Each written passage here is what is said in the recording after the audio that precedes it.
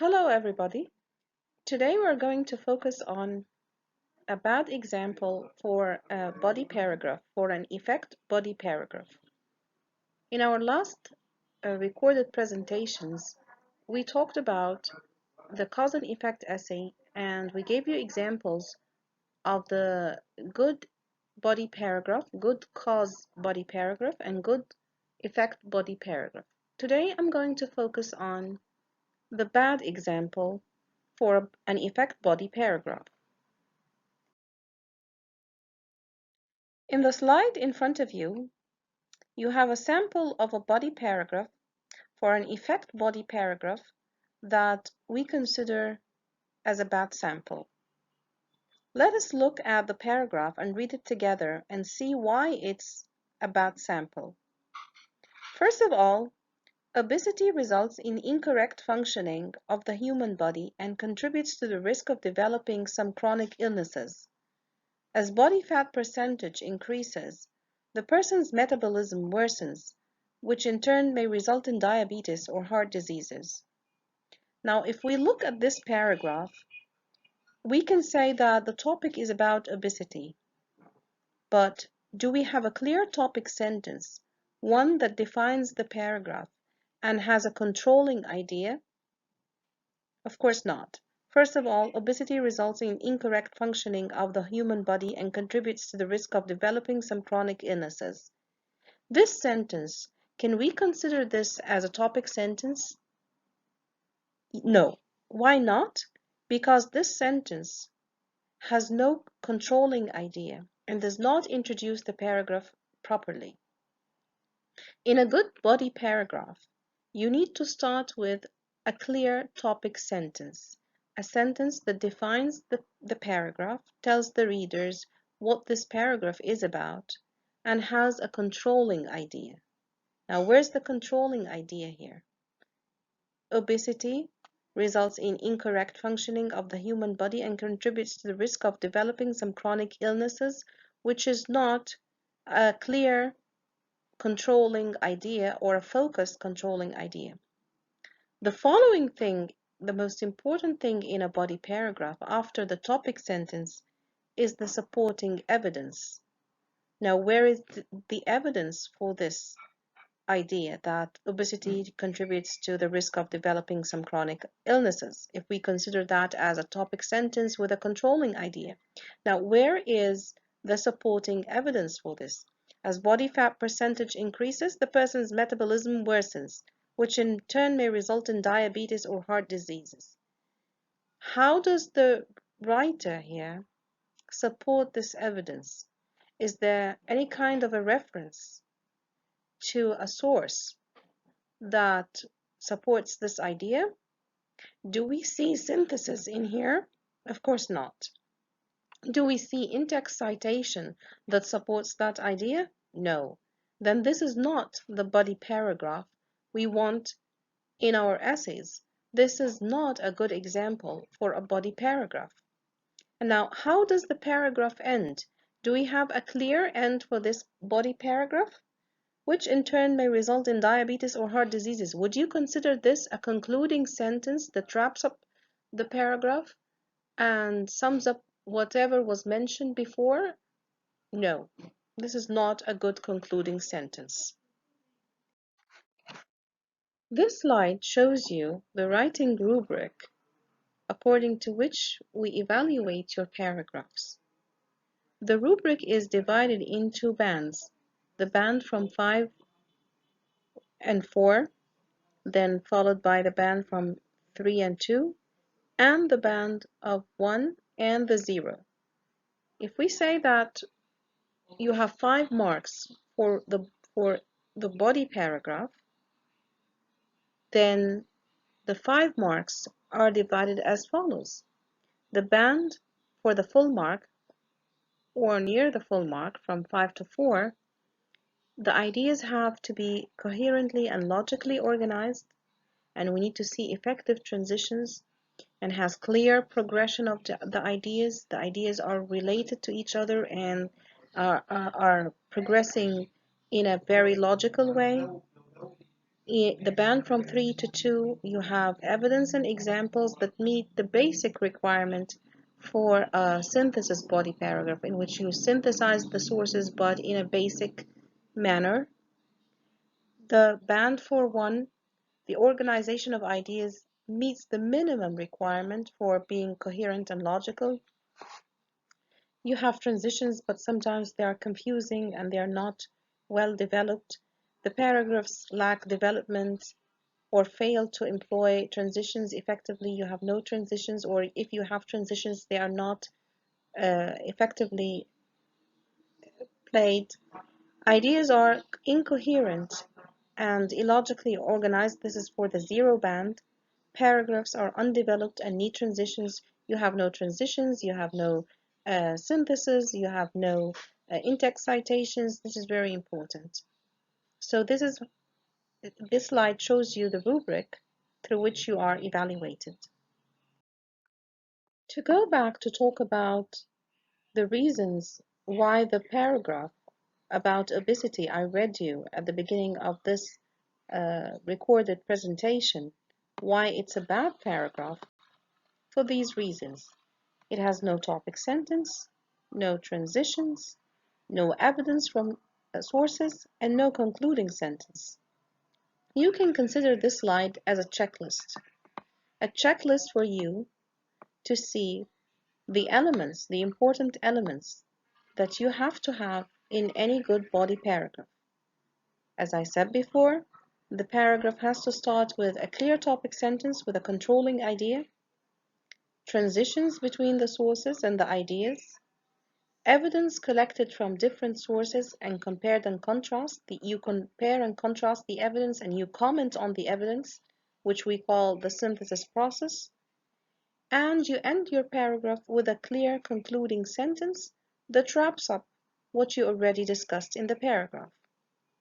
If you have all these elements in your paragraph, then you have a good paragraph. If you lack one of the elements, then you need to fulfill them. Now I'm going to read you a good example of an effect body paragraph. It's the same topic, the one about obesity.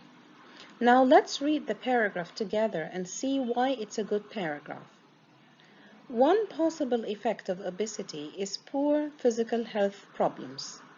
This sentence, written in red, is a clear topic sentence with a controlling idea. It is about obesity, and it focuses on the physical health problems that obesity causes, or the effect of obesity on poor physical health problems. So the controlling idea here is the poor physical health problems, because obesity might have other problems as well, not just physical. It could be about damaging the image, the personal image of the person, how this person he or she think about them, he or she thinks about themselves. So here we are focusing on the physical health problems. First of all, and you see the transition, obesity results in incorrect functioning of the human body.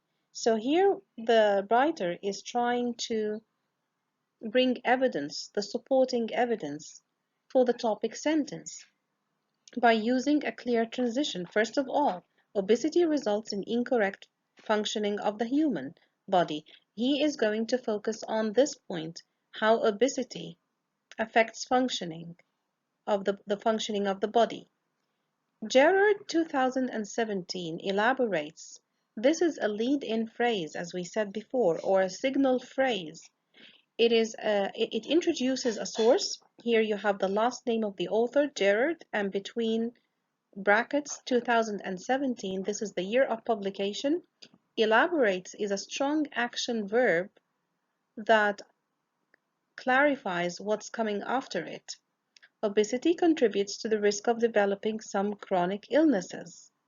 For example, and the writer of this paragraph here is trying to list the ideas or give a clear example of the ideas. All this contribute to the supporting evidence. So the supporting evidence explains the controlling idea. Then you get a source to support what you're saying. The source here has to be introduced through a clear lead-in or a signal phrase. You have the last name of the author, the year of publication between brackets, and a strong action verb as mentioned before. According to the American Society for Metabolic and Bariatric Surgery, here is another source.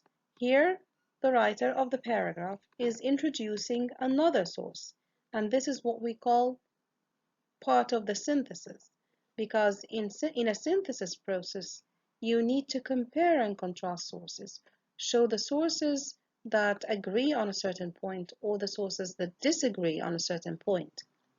Gerard here, actually, in the first source, agrees with the American Society, and the American Society, as written in blue, is introduced as the lead-in phrase for the second source, and 2014 between brackets is the year of publication for the second source. And here, in the first source, Gerard, he was introduced through a paraphrase. The writer of the paragraph chose to paraphrase what Gerard said and present it to the readers. In the American Society source, the author of the paragraph wanted to do what? Wanted to introduce the American Society source through a quotation. This is why he opened quotation marks. People affected by obesity or severe obesity are about 10 times more likely to have type 2 diabetes, and close the quotation marks. Then open brackets, put the page number of that quotation, 124. You see here, the writer of the paragraph is combining two sources together in this paragraph.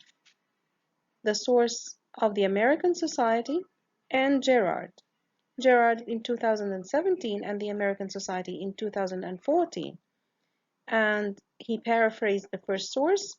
He quoted the second source, and when you quote, you open quotation marks.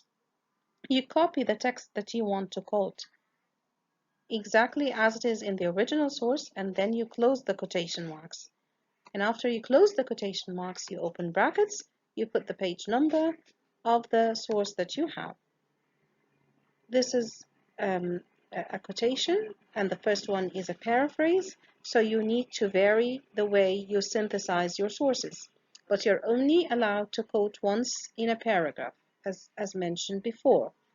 In addition, as body fat percentage increases, the person's metabolism worsens, which in turn may result in heart diseases, and he supports that idea by a reference to the American Society for Metabolic and Bariatric Surgery, 2014, further explained to back this idea. In addition is a transition word, so he is using transition words. You see the words in green, first of all, for example, in addition, are all transition words.